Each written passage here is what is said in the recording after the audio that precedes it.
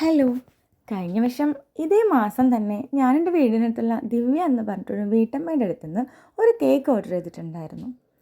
അന്ന് സത്യം പറഞ്ഞാൽ എനിക്കറിയില്ലായിരുന്നു ദിവ്യ ഇത്ര ഫേമസ് ആയിട്ടുള്ള ഒരു ഹോം ബേക്കർ ആണെന്നുള്ളത്.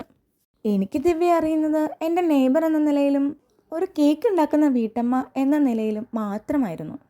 പക്ഷേ അതെൻ്റെ മാത്രം തെറ്റായിരുന്നു. ഞാനങ്ങനെ മനസ്സിലാക്കി വയ്ക്കാൻ പാടില്ലായിരുന്നു. അന്നത്തെ ദിവ്യയുടെ കേക്കിൻ്റെ ടേസ്റ്റ് സത്യം പറഞ്ഞാൽ ഇന്നും എൻ്റെ നാവിലുണ്ട്. ആ ഒരു റീസൺ കൊണ്ട് തന്നെ പിന്നീട് അങ്ങോട്ട് എനിക്ക് വരുന്ന എല്ലാ കാര്യങ്ങൾക്കും, മാത്രമല്ല പുറത്തുനിന്ന് എൻ്റെ ഫ്രണ്ട്സിനായാലും റിലേറ്റീവ്സിനായാലും എന്ത് കാര്യങ്ങൾക്ക് വന്നാലും ഞാൻ കേക്കിൻ്റെ ഓർഡർ കൊടുക്കുന്നത് ദിവ്യയ്ക്കായിരുന്നു. ഇത്തവണയും എൻ്റെ അനിയത്തിയുടെ കുട്ടിയുടെ ബർത്ത്ഡേ ആയിരുന്നു. അവൾക്കും ഞാൻ ദിവ്യയുടെ അടുത്ത് തന്നെയാണ് കേക്ക് ഓർഡർ കൊടുത്തത്. ഞാൻ കേക്ക് ഓർഡർ ചെയ്ത് കൊടുത്തിട്ടുള്ള ഒരാളെ കൊണ്ടും ഇന്ന് ഇതുവരെയും മോശമായൊരു അഭിപ്രായം പറയാൻ ദിവ്യയോ ദിവ്യയുടെ കേക്കോ സാഹചര്യം ഉണ്ടാക്കിയിട്ടില്ല. ഓൺ ടൈം ഡെലിവറിയും അഫോർഡബിൾ ആയിട്ടുള്ള പ്രൈസും അത് തന്നെയാണ് ഏറ്റവും ഇമ്പോർട്ടൻ്റ് ആയിട്ടുള്ള കാര്യം. പിന്നെ ടേസ്റ്റിലാണെങ്കിൽ ഒരു കോംപ്രമൈസും ദിവ്യ ചെയ്യാറില്ല.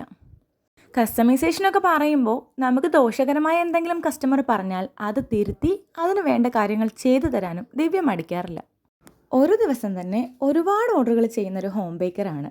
പക്ഷേ ഓരോ കസ്റ്റമർക്കും അവരുടേതായ ഒരു വാല്യൂ ദിവ്യ എന്തായാലും കൊടുക്കുന്നുണ്ട്. കേക്കും പിന്നെ അതുമായി ബന്ധപ്പെട്ട എല്ലാ കാര്യങ്ങളും, ചെറിയ ഓർഡർ മുതൽ എത്ര വലിയ ഓർഡർ വരെ ആയാൽ പോലും നല്ല വൃത്തിയായി ദിവ്യ ചെയ്യുന്നത് ഞാൻ കണ്ടിട്ടുണ്ട്. യമ്മി ചോയ്സ് എന്നാണ് പേര്.